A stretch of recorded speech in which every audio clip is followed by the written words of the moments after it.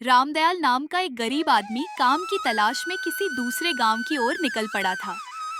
वह अपने साथ ढेर सारा धन जो उसने अपनी पुश्तैनी जमीन जायदाद बेचकर इकट्ठा किया था, अपने थैले में लेकर नया जीवन शुरू करने की आशा से निकला। घूमते घूमते वह नगरपुर नामक गांव में पहुंचा। इस गांव में उसका कोई ठिकाना नहीं था। तभी रास्ते में उसे एक टूटी फूटी झोपड़ी दिखाई दी।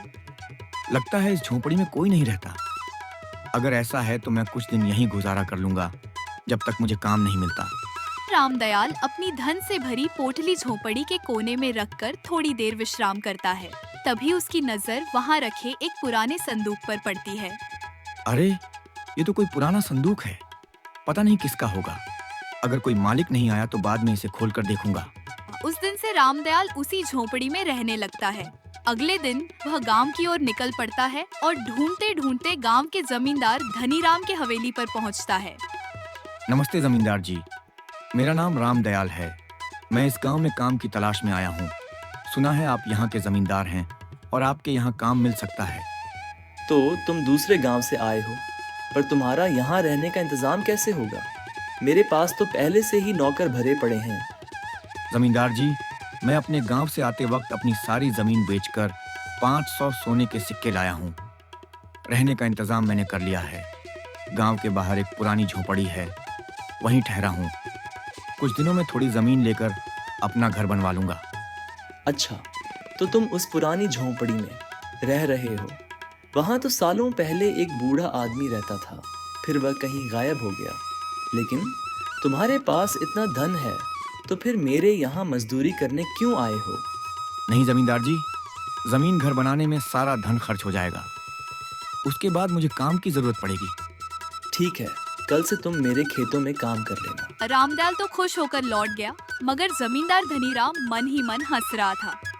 कैसा मूर्ख है जिसने अपना धन खुलेआम बता दिया। ये धन तो अब मेरा ही होगा। रात को उसने अपने आदमियों भोलनाथ और गंगाराम को बुलाया और बोला, गांव में एक बकरा आया है, रामदयाल। इसके पास सोने की ढेर सारी गिनती है। कल हम उस पर मेरे घर चोरी का झूठा इल्जाम लगाएंगे और उसका सारा धन छीन लेंगे। अगले दिन गांव के चौक पर धनीराम ने सबको इकट्ठा किया। सुनो सुनो, कल रात मेरे घर डाका पड़ा है। ये नया आया रामदयाल ही चोर है। मेरे घर की सारी जानकारी लेकर उसने चोरी की है। मेरे 500 सोने के सिक्के उसी के पास हैं।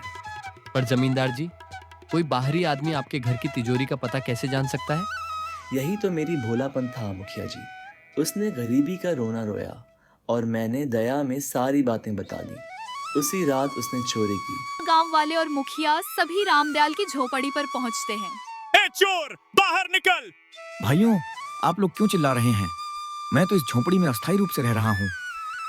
मैंने कोई चोरी नहीं की। धनीराम चिल्लाया। नाटक मत कर। मेरे 500 सिक्के तेरे पास हैं। जल्दी तलाशी लो इसके घर की। तलाशी में सचमुच 500 सिक्के मिल जाते हैं। देखा, ये चोर है! रामदयाल ने रोते हुए कहा, नहीं, ये धन मेरा है। मैंने अपनी पुश्तैनी जमीन बेचकर इकट्ठा किया था। पर किसी ने उसकी एक न सुनी। मुखिया ने कठोर आवाज में कहा, आज रात तक गांव छोड़ दो, वरना लोग तुझे मार डालेंगे। रामदयाल निराश होकर बैठा रोने लगा। तभी उसकी नजर उस पुराने संदूक पर गई। उसने खोलने की सोची। जैसे ही संदूक खुला, उसमें से तेज रोशनी फैली और गहरी आवाज आई। रामदयाल, तुम्हारा दुख मैं समझ सकता हूँ। मैं इस गांव का पुराना मुखिया श्यामलाल हूँ। सालों पहले इसी जमींदार ने मुझे छलकर मेरी जमीन हथिया ली और मुझे मारकर इस संदूक में डाल दिया। तब से मेरी आत्मा यहीं भटक रही है। मुझे मुक्ति तभी मिलेगी जब कोई ईमानदार और नेक दिल इंसान इस संदूक को खोले और मेरे लिए न्याय लाए। तुम वही इंसान हो।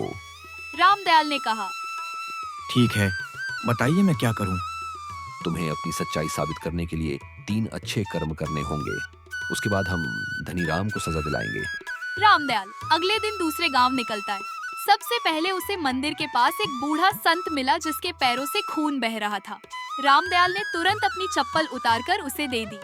फिर उसे एक साधु मिला जो प्यास से बेहाल था।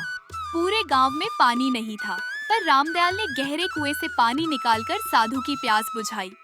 इसके बाद जंगल में उसे एक हिरण जाल में फंसा मिला। उसने हिरण को मुक्त किया और शिकारी को बहका दिया।